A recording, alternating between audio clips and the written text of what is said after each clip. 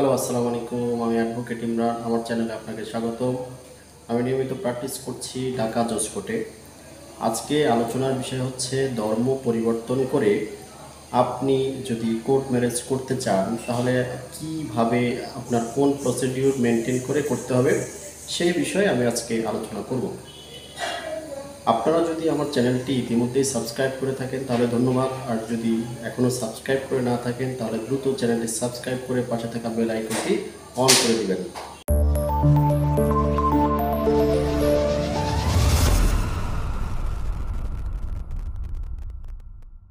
প্রিয় দর্শক, আজকে মূল আলোচনার বিষয় হচ্ছে আপনি ধর্ম পরিবর্তন করে কিভাবে অন্য ধর্মে যাবেন এবং যদি কোর্ট ম্যারেজ করতে চান তাহলে আপনার প্রসিডিউরটা কী হবে।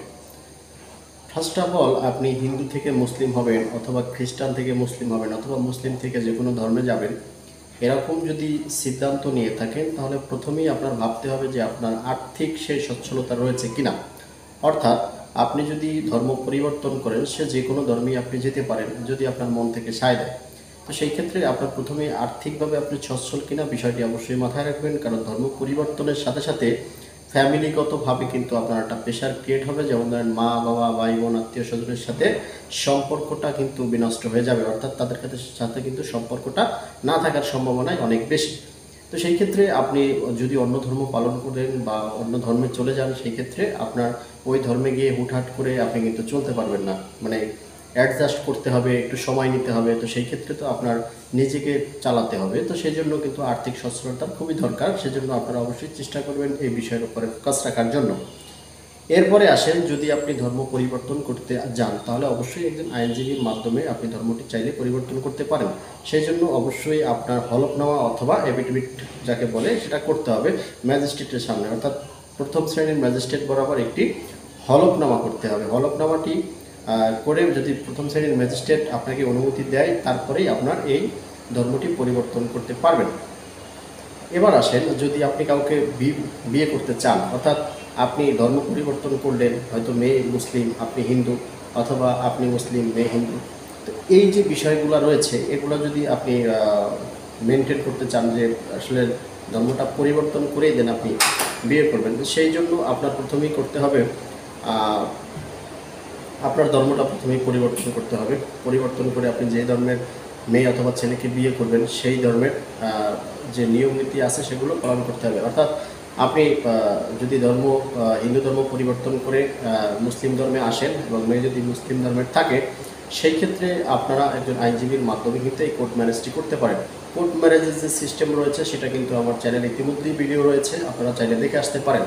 এছাড়া কোর্ট ম্যারেজের সিস্টেম আমি কিছুটা বলে দিচ্ছি। যেমন এখানেও একটি হলফনামা করতে হবে, প্লাস কাজীর মাধ্যমে বলিয়মে বালাম বইতে আপনার রেজিস্টারভুক্তভাবে আপনার এই বিবাহটা আমরা করিয়ে দিয়ে থাকি। সেই ক্ষেত্রে অবশ্যই আপনার কস্টের বিষয়টি আসলে ব্যক্তির উপরে নির্ভর করে, যে কতটা দেনমোহর হবে তার উপরে নির্ভর করে এই যে আপনার খরচের বিষয়টা।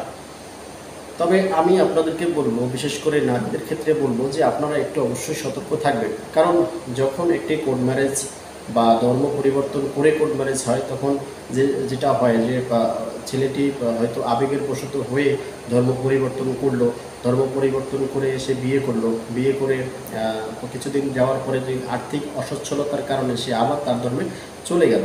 এখন এই যে তার ধর্মে চলে গেল, সেই সময় হয়তো ওই যে মহিলা থাকে বা যে নারী থাকে সে কিন্তু মামলা মোকদ্দমার আশ্রয় নেয়। তখন কিন্তু দেখা যায় যে ওই ছেলে আগে ধর্ম ত্যাগ করেনি, মূলত ওই মেয়েকে কোনো একটি বুহা কাগজ দিয়ে, অর্থাৎ একটা নামমাত্র কাগজ দেখিয়ে বলেছে যে এই কাগজ দ্বারা আমি ধর্ম পরিবর্তন করেছি এবং এখন থেকে আমি মুসলিম।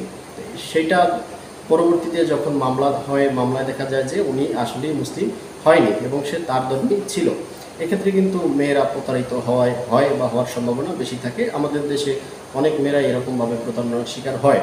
তো সেই জন্য বলবো যে আপনারা এই বিষয়গুলোর উপরে নজর রাখবেন। যে কোনো প্রয়োজনে আমি অ্যাডভোকেট ইমরান আছি সবসময় আপনাদের সাথে। আমার সাথে যোগাযোগ করতে চাইলে অবশ্যই স্ক্রিনে দেওয়া নাম্বারে যোগাযোগ করতে পারেন, চ্যানেলটি সাবস্ক্রাইব করে সাথে দেখতে পারেন। আর এছাড়া যদি আপনি এই বিষয়টি অন্য কাউকে জানাতে চান, সেই ক্ষেত্রে আপনি চাইলে শেয়ার করতে পারেন। যে কোনো মতামত আপনি যদি দিতে চান অবশ্যই আমার কমেন্ট বক্সে দিতে পারেন অথবা ইমেইলে আপনি মেসেজ করতে পারেন। ধন্যবাদ সকলকে।